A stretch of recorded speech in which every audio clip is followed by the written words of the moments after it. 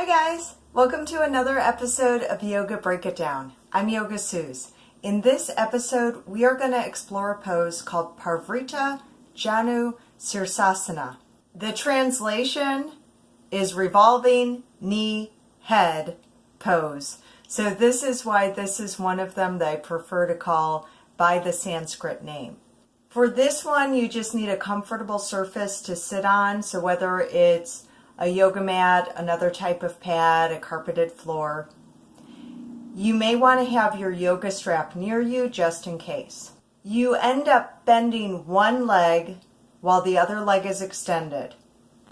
You're going to have a little bit of a V position, a little bit of a wide leg position, and then you want to deepen that. And the way that I do it is with the extended leg, I grab hold behind the upper leg, lift it and hoist it back so that I get maximum width.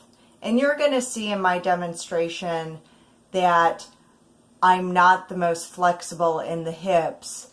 So many of you may relate to my restrictions in this pose. If you are very flexible in the hips, you do want to bring the legs as wide apart as possible. The reason for this is we end up wanting to get part of our hand, forearm, or elbow on the inside of the extended leg. And so the further it is back, if it were side by side with us, it would be very easy to lower the hand and place it on the inside. If the leg is forward, we sort of got to turn our body to get it there. So we really want the legs as wide as possible. To place those fingers, hand, forearm, elbow on the inside of the leg, what I do, especially since I'm not one of those people whose legs are straight out side to side, I turn my torso to face the bent knee, and that's going to bring me more aligned with the extended leg. So then I can lower down more easily and place part of that hand or arm on the inside of the leg. We use that hand or arm to put pressure to the inside of the inner thigh or the inside of the knee, so that the torso can respond by turning a little bit further. So always think about in these positions where we're rotating open, we want to think about the side of the rib cage and really have that rotate open so it's facing up to the ceiling. That's our goal.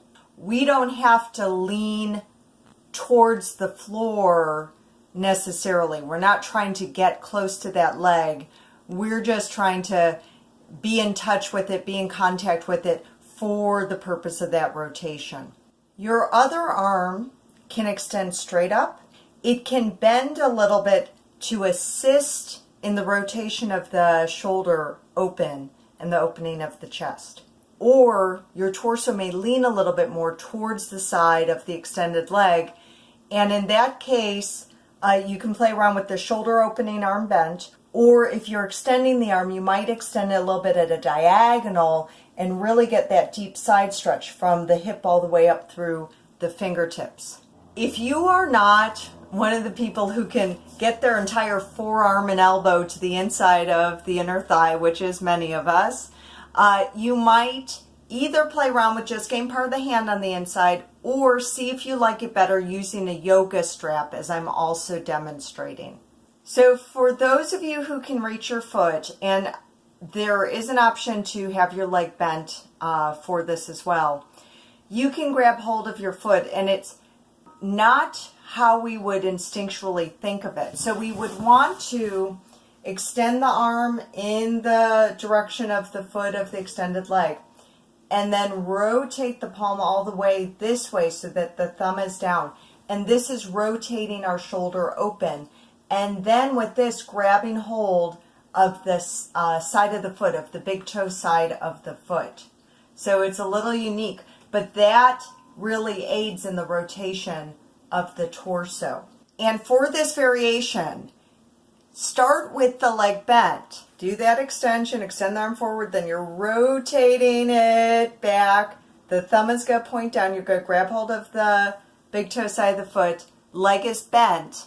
And then from there, you can see if you can scooch the heel out and bring the leg to or towards the straightened position. So that means that this variation is not just for those who can reach their toes with an extended leg. This position is a little awkward. It's not, it's not on my top yoga pose list, but there's things that I like about it. So we're definitely working on that torso rotation and working on spine alignment and lifting in the chest. When I adjust people in this position, it's extremely subtle. I would, come up behind you and actually just place a finger on the mid or slightly lower than mid section of your spine. And from that, to inspire you to lift in the chest. And I often describe, and this sort of sounds like something out of, a sci-fi ghost movie or something. Envision if there were something reaching through your chest to the spine and lifting that mid to lower section of the spine all the way up. It sounds odd, but describing that to students as I'm just touching their mid to lower spine makes the pose completely different. The other adjustment that I would make in this pose is, again, with my finger on that mid to lower section of the spine and then putting my fingers in front of the upper shoulder to encourage this area to open up. So you're extending lower to mid spine up through the chest forward, and then this area is coming back, and this side of the rib cage is facing up towards the ceiling. So in your first attempt at this pose, it's sort of meh. It's like, yeah, I'm sort of stretching. What am I doing? It's okay. But when you are given an adjustment like I've described, or you envision, the words I just described or the actions I just described in adjusting, and you're getting that lift from the mid to lower section of the spine up through the chest, you're getting the extension back in the shoulder. This side of the rib cage is facing up to the ceiling. Your chest is open, and it's allowing the breath to move into all of the corners of the lungs. So it's a really great position if you've been stressed and have had challenges breathing. And sometimes it's nice to be in a position that makes breathing easier instead of sitting and focusing and trying to breathe when you're like, I cannot breathe deeply, I'm too stressed out. So it sort of tricks us a little bit. Thank you for joining me for this episode of Yoga Break It Down. Hit the subscribe button and share this video with friends. Remember that everybody needs yoga. So that means Shankar Vedantam needs yoga, DMV clerks, they need yoga, concrete pavers need yoga too, but you especially, baby, you need yoga. So I really hope that you're able to join me next time on Yoga Break It Down. Bye-bye.